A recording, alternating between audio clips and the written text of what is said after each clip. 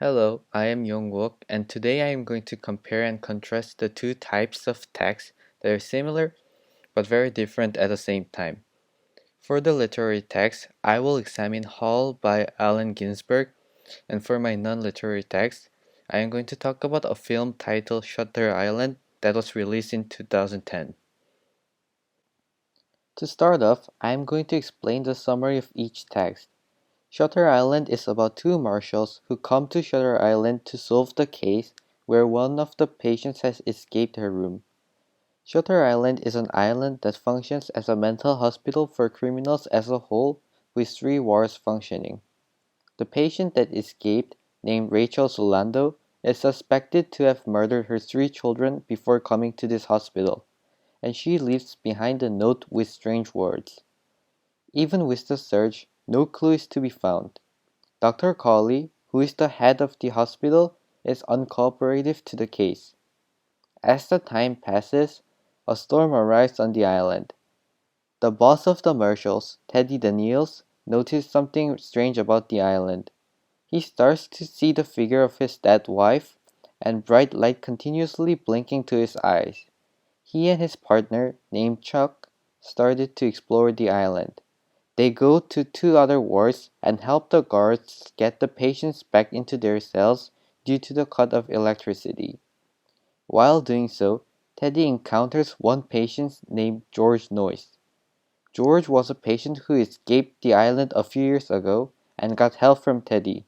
However, he says that the government started to eye on Teddy and that everything that is happening in the island is an act to capture Teddy and keep him in the island.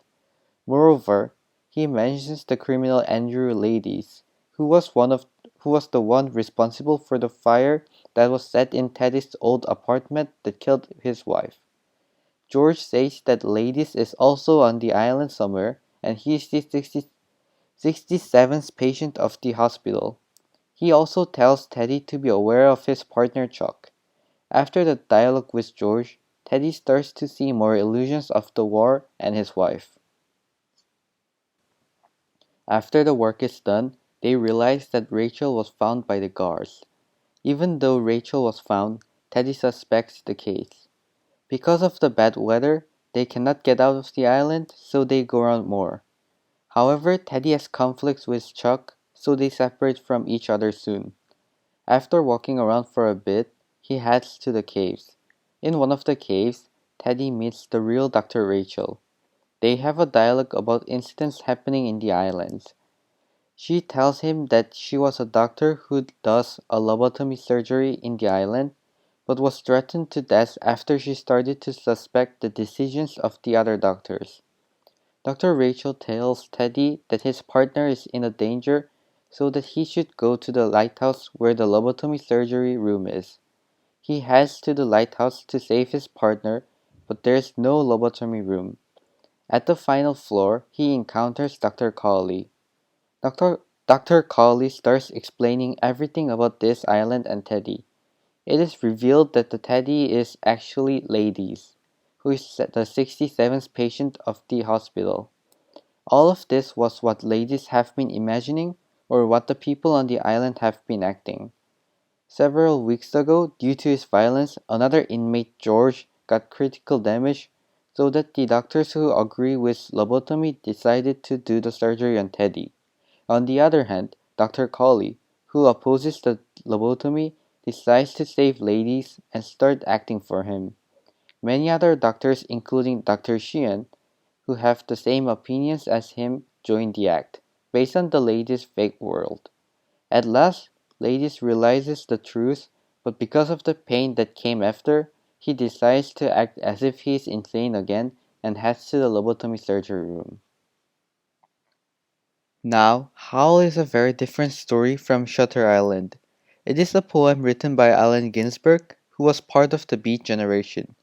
It is a counterculture movement where the author asks people to protest against economic materialism, repression, subjugation, etc. The 40 lines of Howl that I chose start from almost end of part 1, from line that says, "Who journeyed to Denver, who died in Denver, who came back to Denver and waited in vain," until rejected yet confessing out the soul to conform the rhythm of thought in his naked and endless head. Howl and Shutter Island do not go along together. Even though they have the same concept of madness, the theme of each text is very different. Shutter Island is for entertainment and is a fake story, while Howl is based on Ginsberg's personal experience. However, there are lots of points where these two are comparable, and I will do so by introducing scenes from Shutter Island and comparing them with lines from Howl. So the first set of scenes that I'm going to look at is the part where two marshals are on the car heading from the shore to the hospital building. On their journey, there's this sign that says, "Remember us for we too have lived, loved, and left." The word us in this sentence refers to the patients that are locked in the island. It means that patients in this mental hospital all once had their life, emotions, and happy memories, but they have lost them as they came into this hospital. This line shows how patients are treated badly in the mental hospital. This scene has a relationship with Hall. Hall basically depicts everyone who experiences different things in their lives. Even though they are related to inappropriate behaviors such as sex, they still convey the scenes from the lives. Ginsberg says about how these scenes are being destroyed, including himself. The line that says, "who demanded sanity trials accusing the lady of hypnotism and were left with their insanity and their hands and a hung jury," is about Ginsberg's insanity trial when he was caught as an accomplice for the robbery. By going to a mental hospital, Ginsberg had to leave behind his life. Another scene that follows up the sentence is where there are electronic fences on top of the high walls surrounding the hospital. They prevent the inmates escaping the hospital, just like a prison. Here's a line from Hall that corresponds with these security facilities. "Who crashed through their minds in jail, waiting for impossible criminals with golden heads and the charm of reality in their hearts who sang sweet blues to Alcatraz." This line is about the breaking of best minds in the jail. While people including Ginsberg were in the jail or some form of mental hospital, they were treated badly and some went insane even though they weren't at first. The oppressive environment created mental illness on the people even though they never had one. Another scene to examine is one of the pictures that is hung on the wall of the room of the Dr. Cawley. It is a picture of a man tied to a chair with his face covered in a unique shaped box. This box blocks any type of visionary or auditory information being conveyed to the man. This photo resembles the vision of Ginsberg on the Beat Generation. In the text, he says that as people were stuck in mental hospitals, they lost their talents as time flew. Their ideas were modified and the best minds started to break because of the limited experience in the hospital.